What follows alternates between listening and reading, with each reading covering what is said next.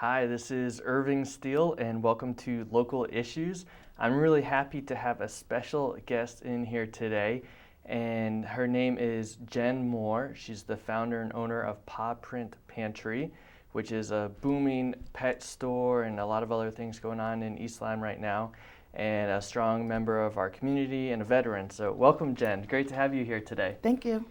So tell me, a lot of changes right now going on with COVID and everything like that. How is that impacting you? Well, we're back to wearing masks, and I'm encouraging everyone around me to wear theirs at work as well. If someone calls and they need us to bring their items outside, we're happy to do that. Whatever we can do to help. Gotcha.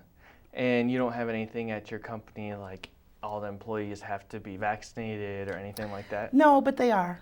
They all are? Yes. Okay. Why do you think they did that? We're just trying to protect each other. Okay. I mean, just a minute ago, the Supreme Court ruling came down and said companies, larger companies, can't require the employees to have the vaccine, which seems phenomenal right now. That was a big part of the plan to overcome the pandemic. Right. So it'll be interesting to see what happens there. Have you seen a big impact in the amount of people going to your store? I have since the move, because we're more visible from the street. And a lot of new dog and cat owners since the whole virus pandemic. Everyone spending time at home, having more time for pets. So we've had a lot of people coming in with their new pets. I'm sure, yeah. I mean, you've been reading about that in all the newspapers, that the amount of adoptions, the amount of new pets, dogs, cats is just going through the roof right now. It's amazing. And also, I mean, what was it, about 2 years ago that I remember we're all packing up all your materials down next to Goodwill? It was a year ago in September. A year ago. Holy Yes. cow. And then we took all those things down to your beautiful new location down in Midway Plaza. I know, you guys were wonderful to help.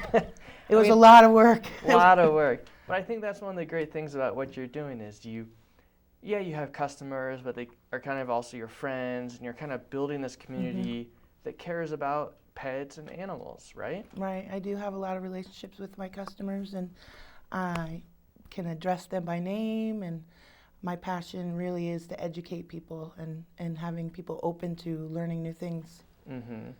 And maybe we could take just a step back and talk about how you became interested and passionate about pets. So, years ago, I didn't know anything, so I fed pedigree. And then I went to adopt a dog who was on a raw diet. And they were like, will you continue to feed this to him? And I said, sure. And then I wanted to know everything about it. So I had transferred my other dogs onto it as well. So I've been doing that about 11, 12 years. So that's, I adopted a dog and I didn't know anything. And so I know there's lots of people who also don't know, so. What was the big thing that a lot of people don't know with the food? With the raw food? Well, they don't know about where the ingredients come from, what, the pets actually need in their diet.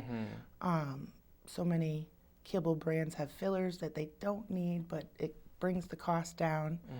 And it's just, there's a lot in it. Yeah. So if you don't mind sharing a little bit more, what would be kind of the ideal makeup of something for the dog, for the food? I like whole ingredients, like whole foods, and I like to know and be able to pronounce the words. So simplest way, there's a lot of ways to educate yourself, and there's a lot of things out there that can help you learn more. There's websites, and some raw foods actually will have videos to teach you. But personally, I like to know what they're getting, and so many ingredients contribute to cancer, which I just lost one to cancer a few months ago. So that's a whole nother thing. I started trying to get rid of cleaners in my house. Anything, because there's so many things you can control and so many you can't. So I'm kind of passionate about that stuff. Definitely. And it's one of those things in a world where many things we can't control, these things like the food that we give to our pets, that's one thing that hopefully we can control a little bit at least. Mm-hmm. So I think that's great that you're focusing and helping the dogs and along those lines. And depending on the food that they get, you mentioned cancer, that's terrible and hard to go through. Outside of that, do you see a lot of other impact depending on the food that they get? There's a lot of illnesses that could come from certain foods, like pancreatitis is a big one, especially around the holidays when animals are getting foods they shouldn't have. These people don't know maybe, and they just give them. No, but there's also the thought of giving your pet food that you make for yourself for dinner. But I wouldn't give them anything heavily seasoned, or lots of fatty foods are horrible for them. So there's, I mean, you wouldn't believe some of the things you can give your dogs that we also should be doing for ourselves. Like, for example? Herbs, teas. For dogs? Yes. How would you give a dog an herb or a tea? So I at times have done green tea. So I just steeped a tea bag in and it was diluted. It was probably in a container this big, and let it cool. And then I just add a little bit to their foods, their dinners.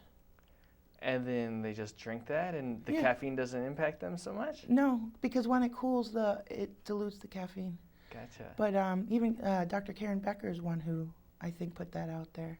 So. Dr. Karen Becker? Yeah. Is she a renowned scientist? She's a vet. She just put out a book, too. I'm giving her a plug. Got to do that, right? Yeah. So then you give the dog green tea after it cools down, and you notice it helps to soothe the dog, calm it down? It's kind of like with us. The better foods that we take, the more nutrients we're going to get. Like some people don't understand that organic is better, and it's because of the soil. It's also better for them. In our diets, we're going to get more nutrients, and over a period of time, you're not going to get your fully balanced meal in a day. It's going to be over time, and it's the same with them. Okay. I've been to the place up in Stonington, Dog Wash Cafe, and I'd never realized that it's mainly now for dogs to go in there and have tea. Oh, I haven't heard of it. But there's so many herbs that you can make into teas, or just add a little dash of this or a little dash of that into their dinners, and I'm a big supporter of rotating and liquid in the diet, giving that moisture. So my dogs are always getting moisture in their foods, whether it's goat's milk or my homemade broth. I'll make broths, a big thing of it, and freeze it and use it as I need it. But they're always getting something added to their meals. More than what normal food would ever provide to them. Yeah. And the moisture, if you're feeding a kibble food, you're not getting that moisture unless they drink it. So. And that's one thing I always notice too, that with our dog, with Phoebe, that if she'll eat the kibble, it just seems so dry that how could they ever really enjoy that?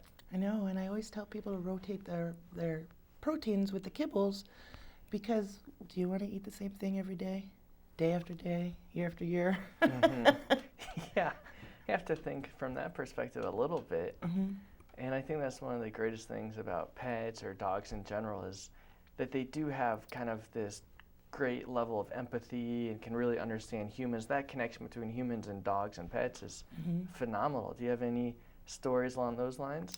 Oh, I have many, but I just did adopt a brand new rescue dog. I named her Kenzie. She's a hound mix. And she had come from Arkansas. Apparently she was dumped and had babies and then had heartworm. And she follows me around. I've had her like a month. She follows me everywhere. When I have to leave her and come home, she just expresses so much joy that isn't her normal demeanor. So that right there tells me that she is happy with me. Of course, yeah. She must love being there, following you all around. Yeah. Couch hopping, bed hopping. Yeah, I'm sure. Did she have some different trauma or different things you had to overcome? I'm not really sure what happened to her. I'm not sure anyone really knows, but she has reacted in ways that, show that something had been done to her. So She still does. I mean, it's only been 4 or 5 weeks, so hopefully in the next few months, hopefully not years, but she'll come out of it a bit. Still So, relatively new. yeah, but she loves other dogs. And she's okay with people. She doesn't react one way or the other generally, but she really perks up when she sees another dog. I'm sure. Have to have fun. Do you have a spot at your house or someplace where they can run around a little bit? Oh, I have a big yard, a big fenced-in yard. So, I mean, I have a almost 14-year-old Chihuahua, Lily, and they don't really run around. They're just kind of, Kenzie's very calm. She just goes out and does her business, and we go for our walks because she likes that, and she likes to look for the other dogs in the neighborhood. But, yeah, I mean, she's actually not a high-energy dog. I did not expect this, but I'm not opposed to it either. Yeah. How unique do you find each dog and their personality? Just like with children, you're never going to get the same one twice. Is that right? Even the same breed? Nope. Phenomenal. Outside of some of your interest and curiosity with food, have you taken that to training? I have taken many nutritional courses, raw feed air courses. I have an herbal course that I have yet to finish. But once I do that, I should be able to do consults with people for their pets. And hopefully I'll help in that help in that way. Definitely. And why do you think at the start you kind of mentioned that with COVID, more and more people have been adopting these pets? Why do you think that happened? Because they're home. A lot of people won't get a pet because they say they don't have time for it. So now's the time. My kids want a pet, so now's the time to get one. So. And then what about moving forward? Do you see these people holding on to their pets? I hope so. I really hope so. I've heard already that some are not, but I hope so. And also, I believe that you served our country in the military, right? I did. I retired as a Navy reservist after 21 years. 21 years. And where were you stationed with that? Initially, I went to boot camp in Florida, and then I went to Guam. I got stationed in Guam, which was pretty awesome. And then Guam must have been beautiful. it was beautiful. Good I learned weather. how to scuba dive. Wow. It was a fun time in my life. I met my ex-husband, daughter's father, there in Guam, and then we ended up moving to San Diego, where I remained for about 9 years. And I had gotten out of the Navy, went in the reserves, and got a full-time job at an aerospace company there in San Diego. And then after 9/11, I was recalled. So I went back in for another 20 months. And then after that, I decided to move back to Connecticut, where I grew up. Okay. So you went from Guam to San Diego, some really nice, warm, sunny places. Yeah, I've actually been able to go to Australia, Japan, Bahrain with the Navy. Do you have one spot that sticks out as Australia was pretty awesome.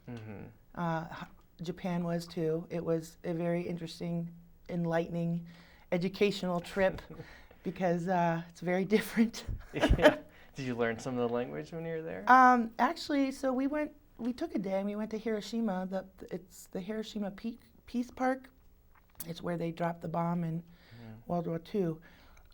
They have the church is surrounded by a metal fence, and it has a museum there with like melted bicycles and kids' shoes and stuff like that, and then a beautiful park. And then the students that would come up to you and speak to you in English and have you sign a paper to prove that they spoke English to you. It was like their school project. So that was kind of cool, that's too funny. Yeah, and that was like 20 years ago.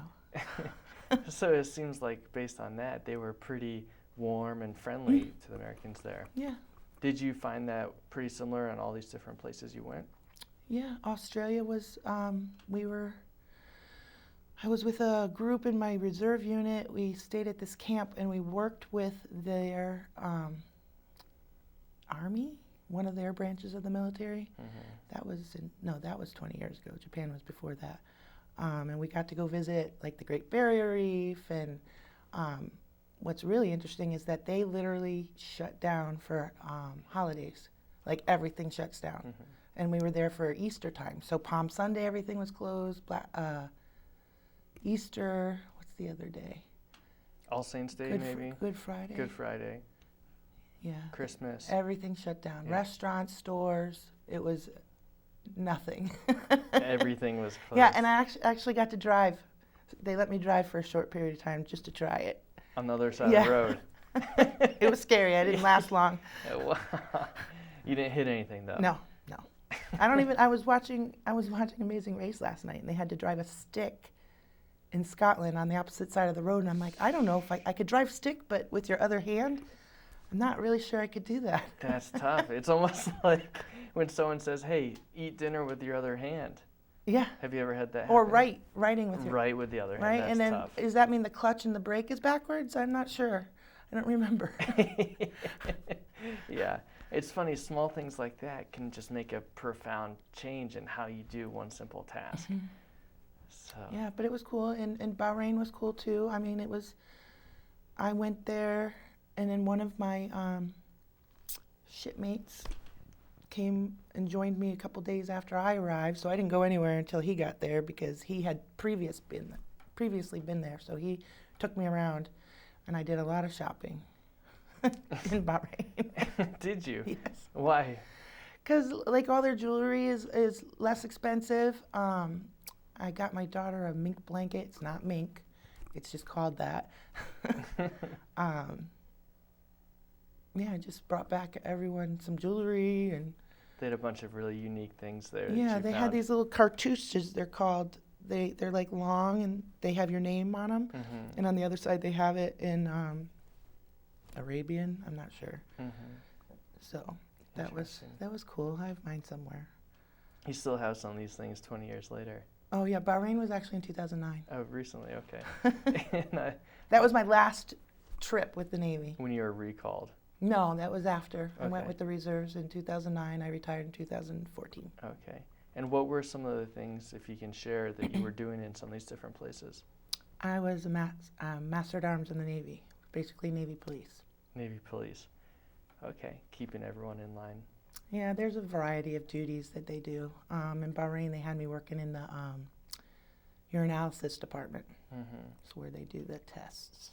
Yeah. And why initially did you decide to go into the Navy? At the time, I had a year of college behind me, and I really couldn't afford anything. A friend of mine came home from the Marines, and we talked, and I was like, oh, maybe I'll join the Navy, or maybe I'll join something. And they were when I walked in the recruiter's office, that was the first person who talked to me. So off I went. And that was in Connecticut, you said you grew up here? Yeah, I was in the recruiting office in New Haven. In New Haven, signed up, and there you were for over 20 years. I actually left December 15th, 93. So my first Christmas away in boot camp. What did your family say about that? They probably weren't happy that I was gone for Christmas, but what was important to me is I made it home for my 21st birthday. There you go. Priorities. Any good stories from that birthday party? Oh, gosh. I remember we went before midnight because my birthday's on the 18th of the month, and we went the 17th after midnight. That's all I really remember. And I remember the bar we went to. It was in Cheshire. What was the name of it? Callahan's. Is it still there now? Oh, that's a bummer. No longer around. No, not around. Everybody would go there for all the high school, a reunion type thing. Everybody would go there the night before Thanksgiving every year. I don't know what they do now. I really haven't been in Cheshire for a long time. Do you still have a lot of friends and contacts from there? Yeah, that I grew up, especially now at Facebook. It's a little bit easier that way. They must be so proud of you seeing all the different things that you're doing and working on. Oh, I don't know. Or what about other veterans, people that you're enlisted with? Do you guys have a way to stay in touch? Yeah, Facebook. I spend a couple nights a week every week watching Gilmore Girls with one of my good friends who I was in the Navy with. Mm-hmm. She actually lives locally, so we hang out.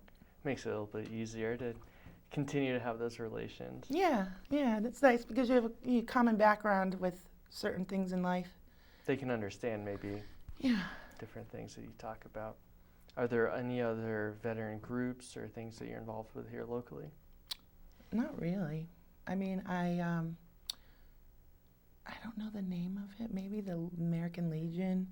It's one of those groups that is all men, but they actually help veterans. And I've been asked on a few occasions to accompany them to help a woman veteran, because I'm a woman, so they just wanted to make sure everybody was protected. So generally, that's about it. Okay. Well, it's nice to know that you're still in touch with a bunch of other people that you're enlisted with and build that community. I feel like you do so much for the country, and it's important to take care of you when you get back to our country. I also have customers who are retired vets, and they're a lot of fun to talk to when they come in. Do they know that you're a veteran-owned business? Yes. Yes. Can you use that in any of your marketing and things like that? I have it on the door, and I think on my website. Isn't there some kind of classification? You can have something like a veteran-owned small business, or maybe, I thought there might be some classification. Maybe I'm wrong. I don't know. Maybe if I was going to apply for some kind of grants or maybe for grants, something like that, then it might make a difference. But otherwise, it's just in the eyes of the beholder. Exactly. And so you were in the Navy for over 20 years, and then you get out, you kind of start having some more of this passion around dogs and pets and food. What was the next step that you said, hey, I'm going to open up a shop? I had started doing, when I had adopted that dog, I started doing some fostering, which I'd never done before, fostering a whole bunch of dogs. And I realized that I had lost my brother. He was 31 years old. And at the time, I was a civilian employee on the base. And I just decided that I wanted to wake up and be happy with my life. So I said, I want to do something that has to do with the animals. And I went and visited a kennel. And the guy had told me that it was the Sunday after Thanksgiving, and he had told me that he still hadn't had Thanksgiving dinner. So I was like, oh, I don't want to have that. I want some time to myself. So it's not going to be that. And then just the food thing just evolved, and we've been in business 8 years in November. And so that business came from my Redmond and learning about his diet, nutritional needs. And then recently in this past year, we kind of expanded to a pet wellness and therapy center that we have a hydrotherapy unit, canine treadmill, laser therapy, and my business partner with that business is an animal communicator. So we're trying to help all the animals we can in that capacity. That's great. What's an animal communicator? She communicates with animals. Yeah. Well, she tells a story, and she probably says it much better than I do, but she says she sees images, like it's telepathic, like it's not words, it's kind of images, and that's how she's able to understand the animals. I mean, we actually went to a farm together, and she was practicing on the animals at the farm, all different kinds of animals. She's come to my house, and she's done a few things that really made me believe. And I had 2 betta fish on my counter at the time in 2 separate little tanks side by side, and she said, don't move them, they like being next to each other. And I was like, okay. Gotta listen to that. Okay, we can stay together. And it's really funny because the first one passed, I had him over 2.5 years. The second one passed like 2 months later. So, just like with animals, they do grieve. I mean, I just never saw it in fish life. So. I mean, you have to think that these are all animals, they're all living creatures, so they must have some kind of feelings and emotions, right? And my buddy's going, where'd he go? Exactly. It's interesting, too, that as you kind of expanded more into this health and wellness area, it almost coincided with when the pandemic was really breaking out, too, and much more emphasis on health just as a country and as a world. Yes, and I actually, with the herbal side of things, I do have an herbal room that's mostly geared towards humans. I started making my own elderberry syrup, and I was taking it every single day. I did not get sick for over 2 years until recently. Someone gave me bronchitis. But I've been slacking on the elderberry juice lately, so I'm going to start that again. How does that help you? It's an immunity booster, antioxidants. It's just one of those little things that you could do to help yourself in your diet. Is that suitable for dogs and pets? No, I as wouldn't well? give it to dogs. No. It's for us. Have you heard about some of these dogs that they're training out that they're actually able to smell or detect COVID? I haven't heard that, but I have heard about them being able to detect cancer and diabetes. Diabetes too. That is just wow. Yeah, unbelievable. I mean, diabetic people with service dogs, that's awesome. Mm-hmm. That we can do that we figured out all these cool things to do with them. Mm-hmm. And you just don't know if your own dog, what they know about you that you don't know. Probably a lot more than we'd ever imagine, right? They see us every day, how we live, how we walk, all these things. It's kind of crazy to think about. Yeah, almost another set of eyes just right there. I know. They just have to learn how to tell us. We'll get Gwen in there and she'll tell. Yeah, get your partner in there. That could help. Do you imagine, I mean, right now they're coming up with technologies, Google, where when you say something, it can almost automatically translate to another language. Do you envision anything that starts to try and translate dogs' emotions and what they're trying to express? That would be pretty interesting. I've also seen some type of thing, like a keyboard on the floor, where dogs can step on one and it says a word. I mean, so why not? Why not? I mean, it kind of reminds me of what Jane Goodall did with the chimpanzees in Africa and started to see what they're saying and communicate with them. Yeah, sign language. Sign language. I mean, they have hands. Yeah. Dogs don't have hands. Yeah, interesting. And the service dogs is one side, and then also I think the whole therapy dog element, that they can just have so much positive impact on people. Mm-hmm. Do you ever hear stories about that? I do, and I mean, having a pet in your house alone without the title is going to generally help health and well-being. They say that elderly people, you know, it helps them live a longer life. They have that companionship, and then they have something to take care of. Mm-hmm. So I'm all for it. I'm all for everyone having a dog or a cat. Yeah, whatever they like better, right? Yes, I'm not against cats. I love cats. I just didn't have one for a long time. And we're almost out of time, so just want to find out if you have any last advice that you'd give to people who are maybe interested in pursuing a passion around animals or potentially passion around serving our country in the military. Well, things have changed with the military. They're not the same as when I went in. So I really don't know. I'd say go in the Air Force. Well, Jen, thank you so much for being a guest. It was a pleasure to have you here today. Thank you.